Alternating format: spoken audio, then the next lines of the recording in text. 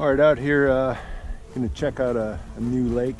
Been doing a little scouting on the map, and this one looked pretty good. They do have a boat access. All right, so I just left the boat landing over there and drove over here towards the swamps and the bogs. More likely there's gonna be a beaver house in this area than right in front of the cabins and stuff. The ice near the beaver houses and active beaver house is gonna be considerably thinner than the surrounding ice. So when I'm driving up, especially for the first time, this is about as close as I want to drive. You can see these little openings here in the between the bogs, so that's where they travel when there's open water. So good chance they're still traveling there now when there's ice. So that's an area that's going to be thinner probably there, and then right around the house itself you can see another channel right over there. So right away you can start to tell where they're going to be moving. What I don't see though is a feed bed. Normally unless the water is really deep, there will be a couple branches sticking up above the ice and snow where they have that stockpile of food to last them through the winter. All right, so based on my recent test with baited conibears, I'm just going to be using aspen and onion. I've caught 3 beaver in the last couple days now on yellow onion, but I didn't have any left, so today I'm trying a red onion, I think it's called. So I'm going to try that. So what I do is I just cut off half it, peel off a little bit of the skin, and then just stick that right on the trigger. Now after a couple days in the water, these things really start to fall apart, but it should last a couple days. And then I've tried all different configurations for my aspen stick, with trying to wire a bundle on there, trying to wire them to the actual jaw itself, a lot of different things. But what seems to work the best for me is just taking a smaller stick. You don't need a big giant one, and just strip off some of the bark.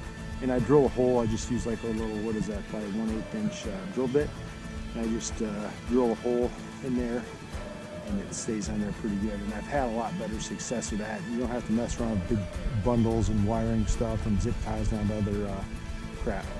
So another thing, when I use baited conibears, I put them deeper than probably most people do. I think the idea is with my snares, I always put those just below the ice, a couple inches under the ice, because that popple stick, that aspen stick, is going to be frozen into the ice. So the only way they can get it free is if they chew it off up near the top where it's frozen into the ice.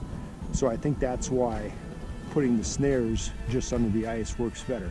But for baited conibears, I've had better luck putting them closer to the bottom, because they generally swim along the bottom, and that's where they're down looking for food. They're digging up lily pad roots and looking for other vegetation that's down near the bottom. All right, back out here at this beaver house that I set up the other day. Actually, it was 4 days ago. Got quite a bit of new snow since then. So I had set 4 baited conibears and 2 snare poles, because that's all I had with me. Okay, so just checked all the traps, and we have 0 beaver. The snare poles were not touched. There's a bunch of elbows. You can see all the vegetation right there that was floating up, some sticks and roots and stuff like that. And then this one over here that had the giant air bubble. As soon as I chopped through the ice, air came up. There's a lily pad root there that came up, and this trap was sprung. This one had the onion on it, but we have no beaver. So I hate getting outsmarted by stupid rodents, but I'm going to, yeah, I mean, nothing personal against a beaver. I think they're great, but I intend to kill this guy and his entire family. Lake for the second check, where I caught nothing on the first check, had 1 trap sprung, reconfigured a few things, trying some different bait. I think I put some parsnips on there. Anyways, we have 3 snare poles and 5 baited. Decided I'm just going to pull all of these because I just don't have any other traps in the area, so I'm going to pull everything up today regardless if we have anything or not, but hopefully we get at least 1 out of here.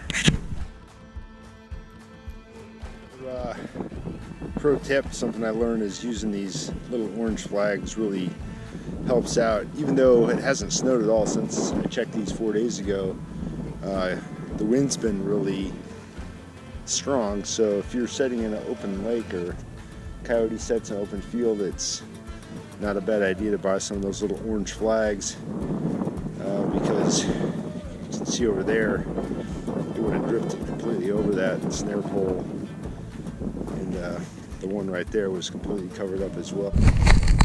Alright, so got all the traps and snares pulled at this location.